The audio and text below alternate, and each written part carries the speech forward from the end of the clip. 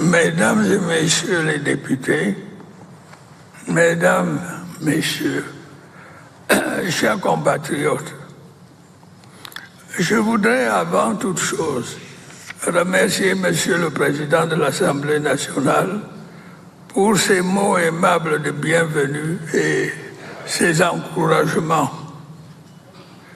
Je vous sais gré, mesdames et messieurs les parlementaires, de l'accueil chaleureux que vous avez bien voulu me réserver en cette occasion solennelle dans ce magnifique hémicycle. Je tiens à exprimer ma très profonde gratitude au peuple camerounais qui, une fois de plus, a décidé de m'honorer de sa confiance. Celle-ci m'a toujours été et me sera encore assurément d'un précieux soutien au cours de ce nouveau mandat.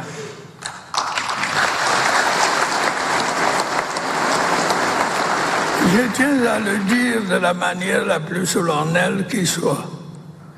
Je ne ménagerai aucun effort pour continuer à être digne de cette confiance. Quelles que soient les circonstances, quelles que soient les difficultés, les obstacles ou les défis. Tel est le sens du serment que je viens de prêter devant le peuple camerounais que vous représentez. Camerounaises, Camerounais, mes chers compatriotes, au moment de prendre mes fonctions, je mesure pleinement la gravité de la situation que traverse notre pays. Je mesure le nombre et l'acuité des défis auxquels nous sommes confrontés. Je mesure la profondeur des frustrations, l'ampleur des attentes. Je mesure l'importance des responsabilités qui vont être celles du président de la République. Je voudrais en cette occasion solennelle renouveler devant vous un engagement que j'ai déjà pris par le passé dans les mêmes circonstances. Celui de rester fidèle aux idéaux qui m'ont guidé depuis mon accession à la magistrature suprême. Celui de me consacrer entièrement à la mission sacrée que Dieu Tout-Puissant et le peuple camerounais souverain ont bien voulu me confier, celle d'œuvrer sans relâche à l'avènement d'un Cameroun uni, stable et prospère.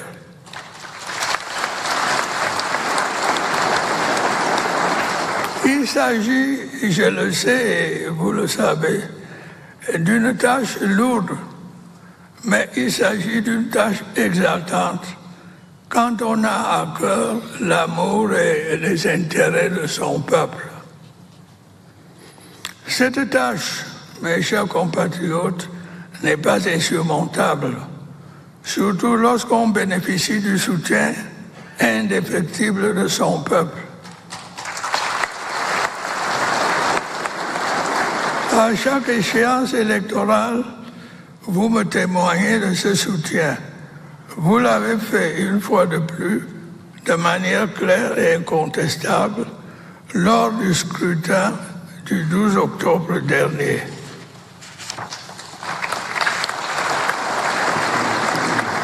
Camerounaises et Camerounais de l'intérieur comme de la diaspora, en ce jour où j'entame un nouveau mandat, de par la volonté de Dieu et du peuple camerounais souverain, je voudrais tendre la main à tous et à chacun.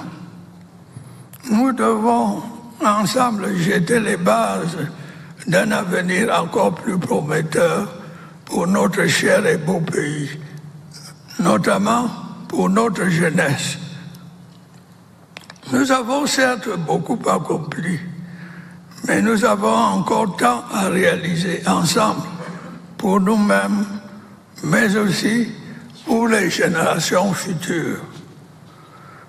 J'en appelle donc à l'union sacrée Joignez-vous à moi pour que nous puissions ensemble, dans la paix et la concorde, relever les formidables défis auxquels notre pays est confronté. Je vous invite tous à prendre part à ce combat salutaire. Les joutes de l'élection présidentielle sont derrière nous. L'heure est désormais au rassemblement. Ce pays est notre patrimoine commun. C'est notre bien le plus précieux. Nous devons le construire, le solidifier, le moderniser et non le détruire.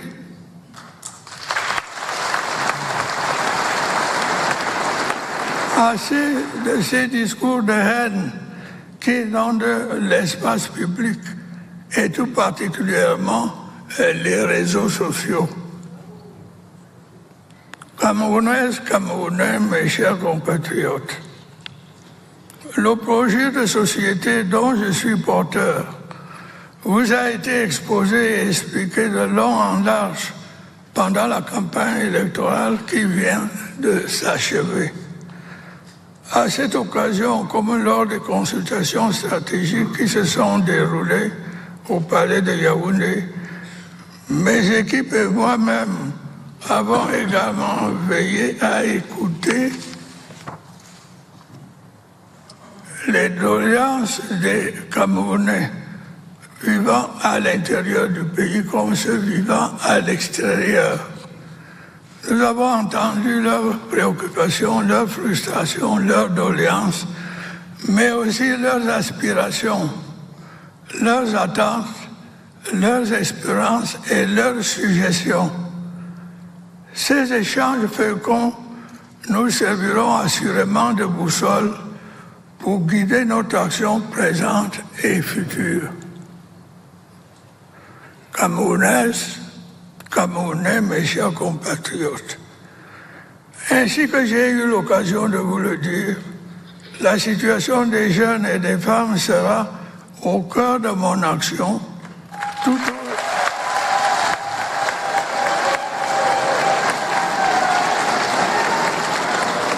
au long de ce septennat. L'un des principaux objectifs que je me suis fixé à cet égard est de promouvoir une meilleure responsabilisation et une meilleure protection des jeunes et des femmes.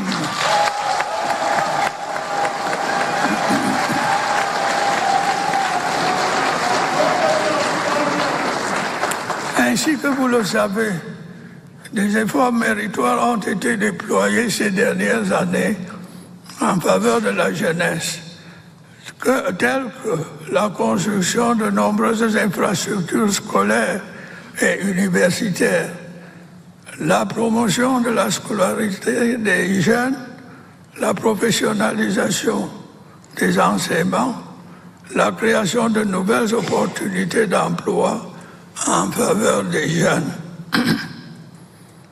Nous allons intensifier ces efforts en veillant à ce que les jeunes et les femmes bénéficient d'une protection accrue dans les milieux scolaires et professionnels, mais aussi en dehors de ceux-ci, pour pouvoir s'épanouir pleinement.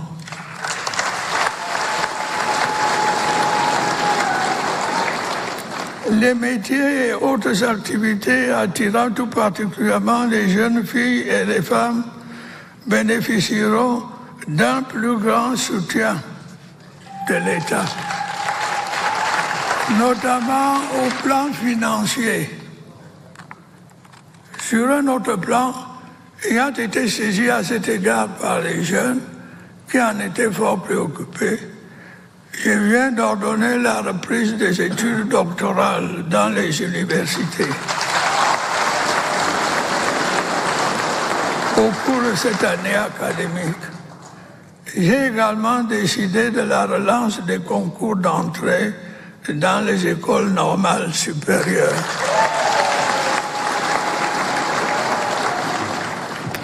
Mes chers compatriotes, mesdames et messieurs, j'envisage de mettre en œuvre dès les premiers mois de ce septennat un plan spécial de promotion de l'emploi des jeunes dont les axes principaux seront les suivants. Premièrement, la mise en place de facilités administratives et fiscales pour les entreprises privées avec en contrepartie l'obligation pour celles-ci de recruter les jeunes. Deuxièmement, le renforcement des mécanismes d'encadrement et d'accompagnement des jeunes dans la conception, la mise en œuvre et le financement de leurs projets. Ceci se fera en liaison avec les banques locales et les bailleurs de fonds internationaux. Troisièmement, la promotion du développement d'entreprises dans les secteurs à fort potentiel de création d'emplois, à l'instar du numérique, des mines, de l'agriculture et des services. Quatrièmement, dès le prochain exercice budgétaire, une proportion du budget d'investissement de l'État sera consacrée à la réalisation de travaux à haute intensité de main-d'œuvre, au profit des jeunes sur toute l'étendue du territoire. Ceci se fera en lien avec les collectivités territoriales décentralisées et les associations. La réussite de ce plan sera facilitée, j'en suis persuadé, par le courage, l'ingéniosité et l'inventivité dont nos jeunes compatriotes savent si souvent faire preuve. Mes chers compatriotes, mesdames et messieurs, soucieux d'apporter des réponses appropriées aux préoccupations des populations, nous veillerons au cours de ce septennat à accélérer la réalisation des projets en cours dans différents secteurs stratégiques tels que l'énergie, l'hydraulique, les infrastructures routières et la santé publique. Il va sans dire que les efforts engagés dans la lutte contre la corruption seront intensifiés.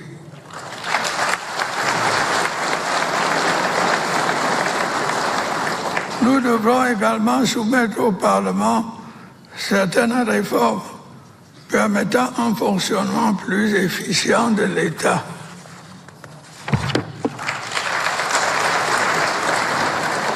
Grâce à une adaptation de nos institutions aux exigences de notre environnement. Camerounaises, Camerounais, mes chers compatriotes, ainsi que vous le savez, notre pays est confronté depuis des années à un certain nombre de défis sécuritaires.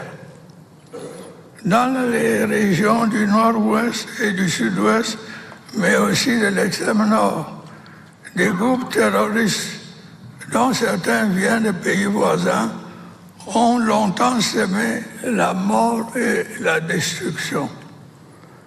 Grâce à l'action efficace de nos forces de défense et de sécurité, dont je voudrais une fois de plus saluer le professionnalisme, de même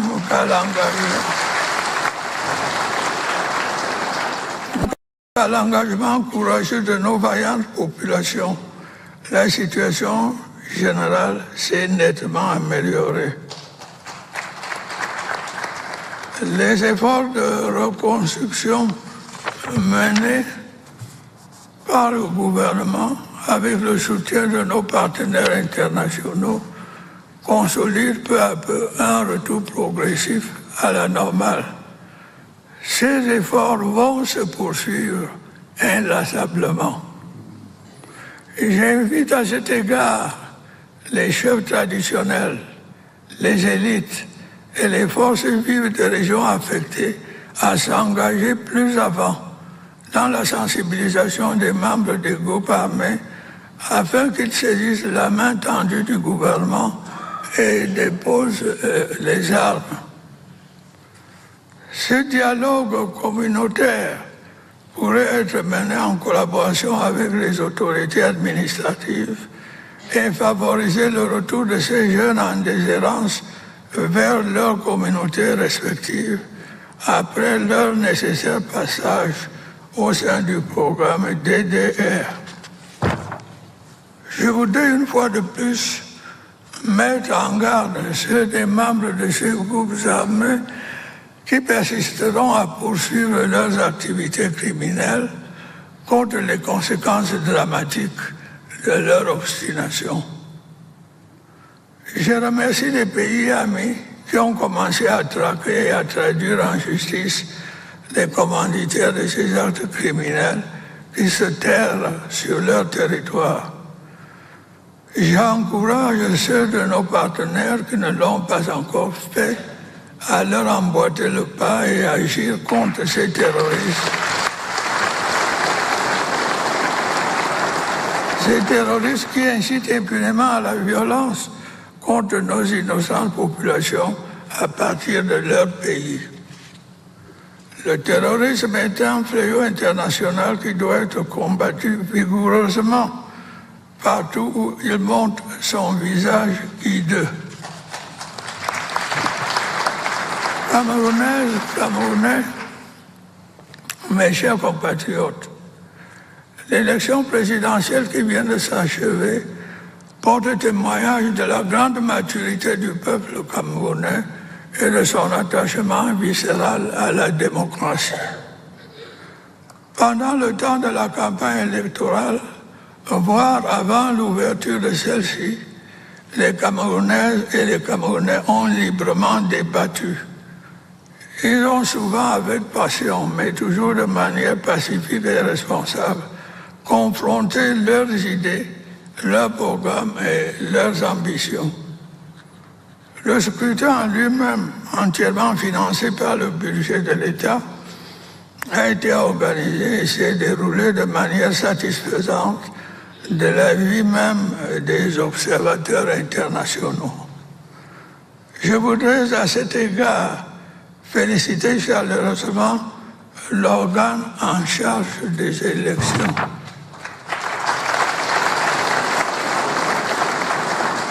Une fois encore, l'ECAM a pu relever ce formidable défi dans un contexte qui n'était pas toujours facile. Je voudrais également saluer l'attachement de la majorité du peuple camerounais à la paix et au vivre ensemble. Cette paix a malheureusement été perturbée par des troubles survenus après le scrutin en raison de l'attitude de certains politiciens irresponsables.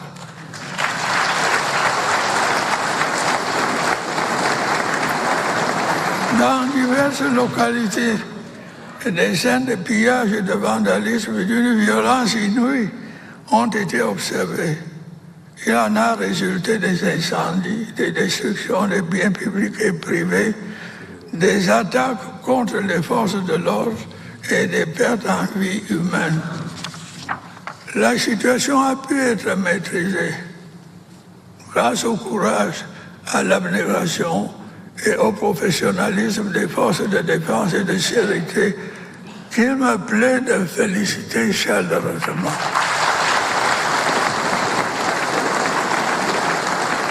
J'adresse mes sincères condoléances aux familles des victimes et mes souhaits de prompt rétablissement aux blessés. J'en appelle au sens des responsabilités des uns et des autres. Et je m'adresse à tous ceux qui s'emploient à attiser la haine et la violence dans notre pays, notamment à certains de nos compatriotes de la diaspora. Le Cameroun n'a pas besoin d'une crise post-électorale dont les conséquences pourraient être dramatiques, comme cela s'est vu sous d'autres cieux. Mes chers compatriotes, il est de ma responsabilité de veiller à ce que l'ordre soit maintenu. Je puis vous l'assurer, l'ordre régnera.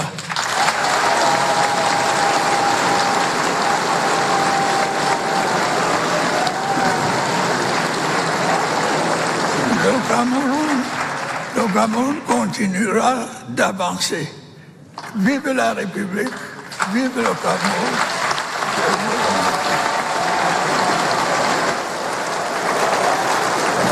That was a new social contract when I think of philosophers like Thomas Hobbes.